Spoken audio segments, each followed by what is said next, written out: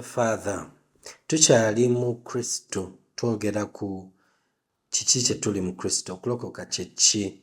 Gwe mutwe gwaffe omukulu, nga n'olwaleero tweyongerayo mu misomo gyaffe egya okubeera mu Kristo. Tuli mu Befeso ekisooka. Leero omutwe gwange oba akatwe kange akatono ke njagala okwogerako ke kano nti mu Kristo twafuna buli kimu kye twetaaga. Tetukirinda, twakifuna. Tetukyagala, twakifuna. Tetulinda Katonda akituwe, twakifuna. Buli kimu kye twetaaga. Abefeso ekisooka, Abefeso essuula esooka, olunyiriri olwokusatu, yeebazibwe Katonda Kitaawe wa Mukama waffe Yesu Kristo, eyatuweera mu Kristo buli mukisa gwonna ogw'omwoyo oguva mu bifo eby'omu ggulu. Nti mu Kristo yatuwa buli mukisa gwonna ogw'omwoyo oguva mu bifo eby'omu ggulu. Katonda oyo era Kitaawe wa Mukama waffe Yesu Kristo atenderezebwe, eyatuwa mu Yesu Kristo buli mukisa ogw'omu ggulu ogwa mwoyo. Buli mukisa ogw'omu ggulu ogwa mwoyo. Eno translation endala yagamba eyatuweera mu Kristo buli mukisa oguva mu ggulu, oguva mu ggulu ogw'omwoyo, oguva mu ggulu. Haleluya. Eno vaasi ensanyusa nnyo kubanga erina ekintu kyeyogera. Ffe ng'abalokole kye tutakkiriza. Kye njagala okwogerako leero, by the way, neerabidde okugamba nga tutandika nti eno lesson gye tugenda okusoma leero eyawukana nnyo ne bye twasomesebwa ne bye tukkiriza generally ng'abantu abalokole oba abantu abakatoliki oba abantu abaprotestanti oba aba adventi. Tuyina engeri gye tukkirizaamu eyawukana ennyo n'olunyiriri luno kye lutusomesa, kubanga buli osanga omuntu yenna yeeyita omukkiriza oba mulokole oba mu protestanti, mu kristaayo oba mu katoliki oba mu adventi oba mu orthodox, omuntu yenna gw'osanga agamba nti mukkiriza, bonna oba ffenna tuba engeri gye tukkirizaamu tuyina bye tusuubira Katonda otukolera. Era buli lwe tugenda mu church, mu yeekaalu okusaba oba mu kanisa, mu kereziya, tugenda okusaba nga tuyina bye twagala Katonda atukolere. Twagala Katonda atusonyiwe, twagala Katonda atuwonye endwadde, twagala Katonda atuwe omukisa, twagala Katonda atusumulule mu busibe, twagala Katonda atununule, twagala Katonda atuwe obutuukirivu n'obutukuvu, twagala Katonda atutaase, atugaggawaze, atuwe ssente. Ffenna twetunuulira ng'abatalina ne tutunuulira Katonda ng'alina ebyo bye twagala. N'olwekyo tuzze tusabe, tumusabe ebyo bye twagala abituwe. Kakati ekibuuzo ne kiba nti tukoze tutya Katonda okutuwa bye twagala? Nti tusabye, nti tusiibye, nti tukoode, nti tukoze eki? Nti tuwadde ekimu eky'ekkumi, tusize ensigo, tuweereza Katonda, tugondedde omukazi wa Katonda, tugondedde omusajja wa Katonda, tukoze buli kimu, tugondedde amateeka, tugoberedde amateeka, tukoze buli kimu kye tumanyi nti bino bye tuteekeddwa okukola, Katonda abeewo ne kyakola. Katonda atuyamba, atutaasa, atuwa omukisa, atuwonye, byonna ebyo. Bwe tutyo bwe twatendekebwa. Era osanga abakatoliki ekyo kye bakola, abalokole ekyo kye bakola, abaprotestanti kye bakola, abakarismatiki kye bakola, aba adventi ekyo kye bakola. Ffenna tulina bye twagala Katonda atukolere, n'olwekyo tumwegayirira, tukola buli kimu kye tukola. Naye kakati bw'ojja mu vaasi zino ze tugenda otunuulira, olaba ng'ate bano abatume ba Kristo engeri gye batusomesamu ya njawulo nnyo, kubanga ate bo batugamba nti tetulina kye tuteekeddwa kukola. batugamba in fact nti buli kimu ffe kyetusuubira nti Katonda agenda tukolera bo batugamba nti yakitukolera dda. Buli kimu kyetusuubira nti Katonda agenda kutuwa kyetwagala Katonda atuwe bo batugamba nti yakituwa dda. N'ebisuubizo Katonda bye yatusuubiza mu ndagaano enkadde ate tusoma mu ndagaano empya nti yabituwa nti already tubirina nti ffe byo. Okitegeera kyova mbadde nkugamba nti wetaaga okumpuliriza bulungi nnyo kubanga eno lesson egenda kuba challenging nnyo. Katutandikire wano bantu bameka basaba nti Mukama mpa omukisa, Mukama nyamba, Mukama mpa omukisa, Mukama mpa omukisa, Mukama mpa omukisa. Kakati wano onagamba otya? Agambye nti yeebazibwe Katonda Kitaawe wa Mukama waffe Yesu Kristo eyatuwa buli mukisa gwonna ogw'omwoyo oguli mu ggulu. Buli mukisa gwonna ogw'omwoyo oguva mu ggulu. Eyabakatu kyegambye ete ninga agisomyeko wano kansome. Eyabakatu kyeyagambye bweti nti eyatuwa mu Yesu Kristo buli mukisa ogw'omu ggulu ogwa mwoyo. Kakati kyo kinnyonnyola otya? Kubanga Mukama mpa omukisa, Mukama akuwa omukisa, Mukama mpa omukisa. Kakati wano nnyonnyola otya n'agambye nti Mukama yatuwa buli mukisa gw'alina mu ggulu. Okinnyonnyola etya ekyo? Nti yatuwa buli mukisa oguli mu ggulu. Yatuwa buli mukisa oguva mu ggulu mu mwoyo nti yagutuwa. Tagambye nti ajja okutuwa. Agambye eyatuweera mu Kristo, eyatuwa mu Yesu Kristo bw'atyo bw'agambye. Eyatuweera mu Kristo, eyatuwa mu Yesu Kristo bw'atyo. Kati ekyo kinnyonnyola otya mu ntegeera yaffe ennaku, nsomesa yaffe ennaku zino ekyo toyina ngeri gy'okinnyonnyolamu. Kubanga kakati gw'ogamba Katonda agenda kubawa omukisa. Bwe munaawaayo Katonda ajja kubawa omukisa. Bwe munaaleeta ekimu eky'ekkumi Katonda ajja kubawa omukisa. Bwe munaasiga ensigo mweno puroguramu yaffe Katonda ajja kubawa omukisa. Kakati ono Pawulo yenna gye n'agamba nti Katonda yatuwa buli mukisa oguli mu ggulu, oguva mu ggulu, ogw'omwoyo. Kakati mukisa ki Katonda gw'agenda okukuwa gw'ataakuwa mu Kristo? Kubanga wano agambye buli mukisa, ekigambo ekyo buli kikulu bw'osoma Oluzungu egamba all. He has blessed us with all blessings. Translation ezimu zigamba nti yatuwa every blessing, every, all, buli. Kitegeeza ki nti yagimalayo gyonna, nti Katonda bw'abanga alina emikisa 1,000 mu ggulu gye yali yatereka, yagikwata gyonna emikisa 1,000 n'agikuwa mu Kristo.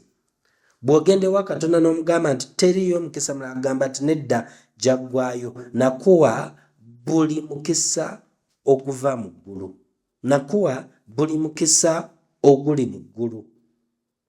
Simanyi oba mulaba obuzito bw'ekintu kino. Ekintu kino kizitowerera ddala, sikyakusaaga. Kubanga kakati gwe challenge egenda kuba nti ogenda kutuula wansi ogambe nzikiriza ebigambo bino oba nzikiriza ensaba yaffe, nzikiriza Bayibuli kyeŋŋambye oba nzikiriza omusumba kyatusomeseza emyaka gyonna. Kuba omusumba yatugambye Mukama ajja kubawa omukisa bwe mugondera ne musigala mu kyaya kyange eno nga temugenda.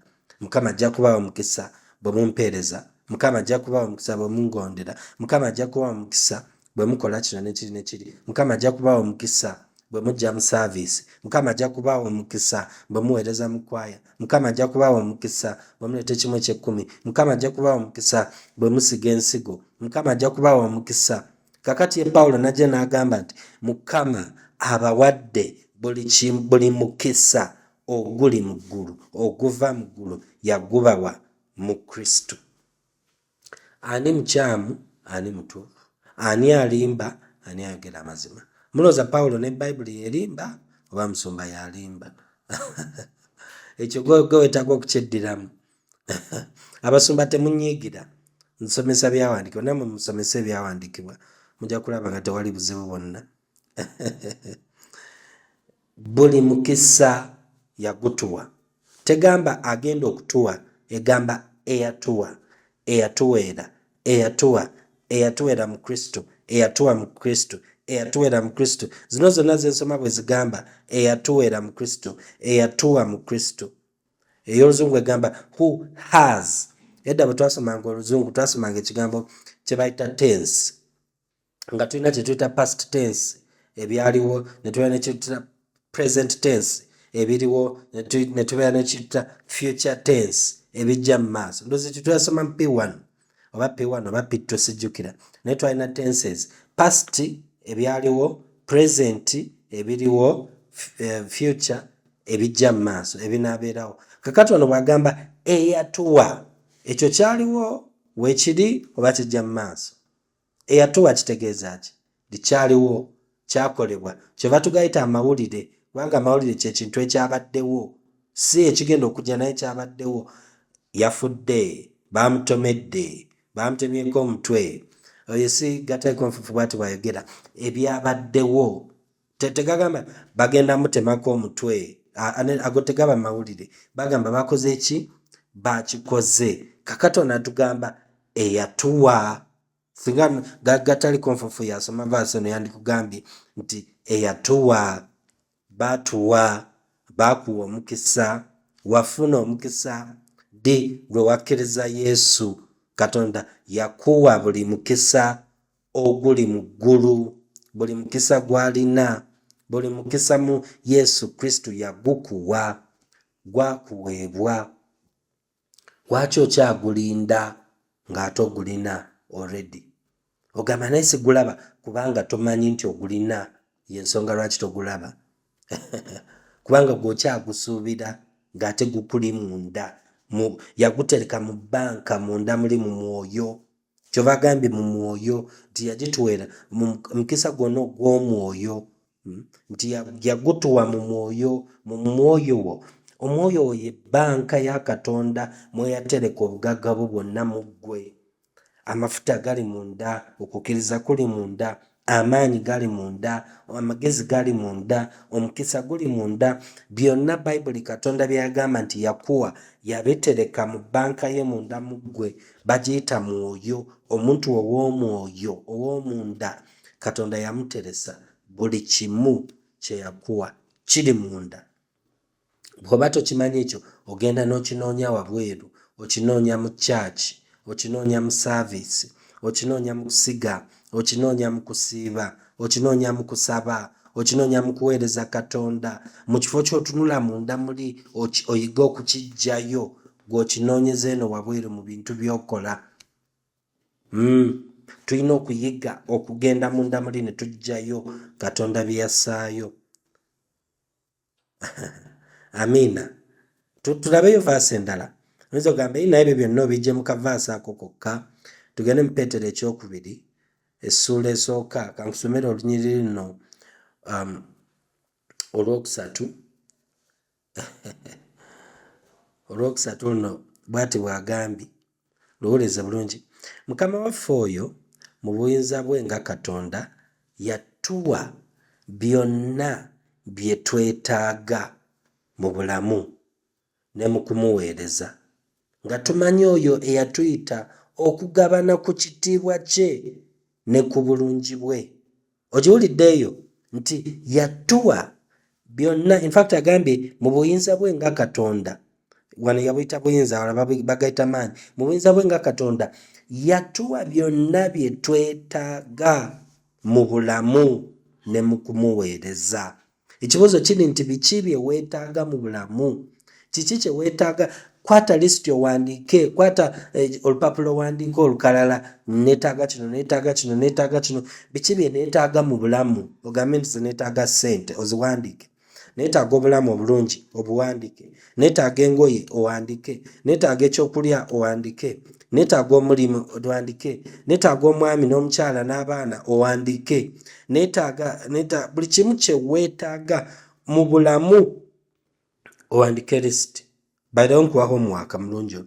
Owandiike lisiti ey'okubiri, oteekeko buli kimu kye weetaaga okuweereza Katonda oba okubeera mu bwa Katonda. Omuzungu kyayita godliness, obwa Katonda. Biki bye weetaaga okuweereza Katonda obulungi? Neetaaga obutuukirivu, wandiika. Neetaaga obutukuvu, wandiika. Neetaaga amagezi ga Katonda, wandiika. Neetaaga amaanyi ga Katonda, amafuta, owandiike. neetaaga essanyu owandiike, neetaaga ebirabo bya mwoyo owandiike, neetaaga mwoyo owandiike. Kakati otunuulire olukalala luno olusooka n'olwokubiri ogende ng'otiikinga buli kimu.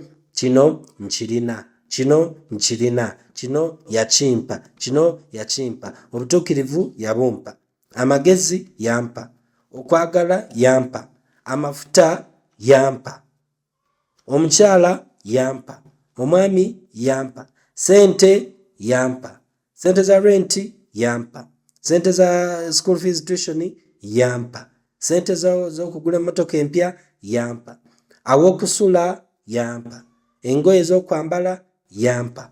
Agambye yatuwa byonna bye twetaaga. Kanoonyeyo translation endala ndabe.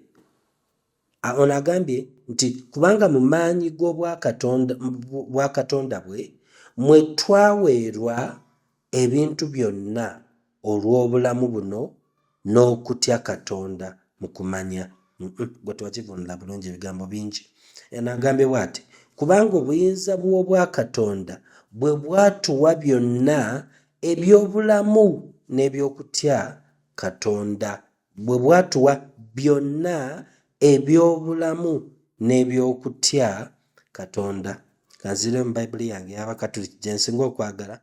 Amaanyi g'obwakatonda bwe gaatuwa byonna bye twetaaga mu bulamu.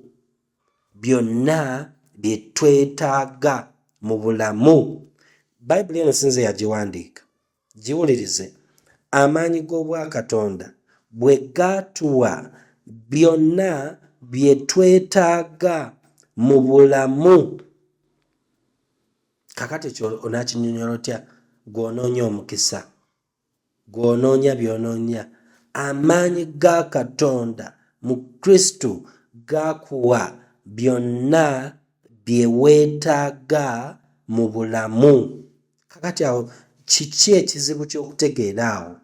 Gakuwa byonna bye weetaaga mu bulamu ne mu kubeera abasomi nga tumanyisibwa oyo eyatuyita mu kitiibwa kye kyennyini ne mu butuukirivu bwe. Imagine yatuyita mu kitiibwa kye, yatuyita mu butuukirivu bwe. Ekitiibwa kye kyennyini ne mu butuukirivu bwe. Haleluya. Zino vaasi ebbiri zokka okimanyi nga zikyankalanya enzikiriza zaffe ezisinga ne doctrine zaffe ezisinga mu kyaki ezi zonna. Njogera ffe abalokole, ffe abakatuliki, ffe abakristaayo, ffe abadventi. Zino vaasi ebbiri zokka zitukyankalanya nnyo. Ate ng'emu ya Pawulo yagiwandiika. Oyinza ogamba byali bya Pawulo, eno Peetero yagiwandiika. Bombi ne batugamba ekintu kye kimu nti Katonda ng'ayitira mu Yesu Kristo yatuwa buli kye twetaaga. Pawulo yagiyita mukisa nti yatuwa buli mukisa oguli mu ggulu. Buli mukisa oguli mu ggulu yagutuwa. Peetero n'agamba nti yatuwa buli kye twetaaga mu bulamu buno n'obwa Katonda. Yabituwa byonna. Tolina kyonoonya okuva ewa Katonda kyataakuwa. Buli kimu ky'oyagala kiri munda mu ggwe. Kiriwa mu Kristo mu ggwe. Kristo, sometimes nkosa example eno nti Kristo bwe yali ng'asenguka ku lunaku lwe walokoka, Kristo yasenguka n'ava mu ggulu n'ajja n'ayingira mu ggwe. Naye Kristo ng'asenguka ku lunaku lw'olokoka, Kristo aleeta trade esinga obunene. Kristo n'atikka buli mukisa oguli mu ggulu. Kristo n'atikka buli kimu ekiri mu ggulu. Kristo n'atikka buli kirungi ekiri mu ggulu. N'atikka buli kimu ne kiggwayo. Katonda n'akebera ruumu ye. Taata n'agenda n'akebera ekisenge kya Kristo nga temuli mu kisigaddemu. Mwoyo naye n'ajja n'akebera ekisenge kya Kristo. Ne bamubuuza tolina kye weerabidde nti tewali. Ne bakebera lisiti, kino wakipaakinze ye. Wapaakinze amagezi ye. Wapaakinze emikisa gyonna ye. Wapaakinze amaanyi gonna ye. Wapaakinze amafuta gonna ye. Kristo ye ng'agamba ye buli kimu kino nkirina. Wapaakinze obutuukirivu bwonna ye. Wapaakinze obugabirizi bwonna ye. Wapaakinze amaanyi ga Katonda gonna nti ye. Bwe bamala omukebera, taata n'ayita mu lisiti ya Kristo, n'akebera keesi ya Kristo, n'akebera konteyina ya Kristo, nga temuli mu kisigadde wadde n'ekimu. Ruumu ya Kristo mwasulanga eri empty. Kristo akwata konteyina yeeyo n'agitika trailer ye n'avuga ku lunaku lw'olokoka oli awo ofukamidde olokoka oba oli awo otudde olokoka oba oyimiridde ku lunaku olwo Yesu Kristo avuga trailer ye ng'erimu buli kintu ekiri mu ggulu n'agivuga n'ajja n'ayingira munda mu ggwe mu mwoyo n'apaakinga n'apaakinga taliddamu kuviira buli kimu kye yali alina mu ggulu taata kye yali alina kitaawe mwoyo kye yali alina buli kimu Kristo n'akipaakinga n'akireeta n'ayingira mu ggwe nabyo byonna kyova tugambye nti Kristo nti Katonda ng'ayitira mu Kristo yatuwa buli mukisa oguli mu ggulu mu mwoyo. Kristo yajja ne trailer ye ey'omwoyo n'ayingira munda mu ffe. Bamalayika be yajja nabo ne batikkula trailer yonna buli kimu ekiri mu ggulu ne bakitikkula munda mu ggwe mu mwoyo n'ojjuzibwa nga Kristo naye bw'ajjudde n'ojjuzibwa nga kitaffe naye bw'ajjudde n'ojjuzibwa nga mwoyo naye bw'ajjudde munda mu ggwe n'obeera mujjuvu. Mujjukira lesoni yaffe gye twayogerako ddayo gye tunuulire omaakinga Abakolosaayo 2 gye twayogerako 9 ne 10 ne zino baasi 2 otegere kye njogerako. Twajjula buli kimu kye twetaaga tukirina, buli kimu kye twagala yakituwa, yakitufuula, buli kimu kye tusaanidde okubeera yakitufuula. Tetutunuulira Katonda kutuwa bintu, kati eyo twavaayo tutunuulira Katonda by'atuwadde ne bw'atufudde ffe munda mu ffe. Haleluya. Ago bwe gaba nga si mawulire malungi simanyi mawulire malungi kye ki. Twajjula kakati tulina challenge esinga obunene okusoomozebwa kuno okw'okuyigga bupya, okuyigga ensaba empya. Usually nina kino kibuuzo abantu kye batera okumbuuza ti kakati ekyo bwe kiba kituufu kakati lwaki nsaba era nsaba ntya? Ekyo kibuuzo kirungi. Kakati olina okuyigga ensaba empya, olina okuyigga ensaba ey'enjawulo kubanga engeri normally gye tusabamu nkyamu. Ensaba eya Katonda mpa kino mpa kiri mpa kino mpa kiri nkyamu. Manyi waliwo vaasi ze muli mu kulowoozaako nga mu Bakolosaayo naye tujja kuzoogerako edda. Waliwo Pawulo bw'atugambira nti don't fret, temweraliikirira kintu kyonna wabula musabenga. Ne Yesu yatugamba asaba akola ki? Aweebwa. Ask and it shall be given. Knock and the door will be open for you. Konkona oluggi lujja kukola ki? Kuggulibwa. Noonya ojja kufuna. So ebyo byonna tulina bwe tubibalansinga mu kigambo kya Katonda nga Bayibuli eddamu Bayibuli evvuunula Bayibuli. Haleluya. Naye nga kino kikulu, enkyusa y'endowooza eno nkulu nnyo kubanga ejjawo pressure ey'okufuna, ejjawo pressure ey'okuyaayaanira bye tutalina, n'eyingizaawo entegeera eno ey'okuwummula, ey'okusabira mu kuwummula, ey'okukkiririza mu kuwummula, ey'okuyigga okwesiga Katonda n'ekigambo kye ne mwoyo we ali munda mu ffe ne Kristo ali munda mu ffe, okusinga okukola, okubeera abakozi ne tubeera baana, ne tubeera bagole ba Kristo, ne tubeera mubiri gwa Kristo. Amiina. Kankume wano olunaku olwaleero kubanga bino bye njogedde bizitowa, njagala obirowoozeeko, biweeko kadde obirowoozeeko, byeyongera okuyingira bulungi, bitegeerekeke nga tweyongera mu maaso nga twogera ku kiki kye tuli mu Kristo. Omulokole kye ki? Okulokoka kye ki? Oli wa mukisa nange ndi wa mukisa. Tulabagane mu class eddako.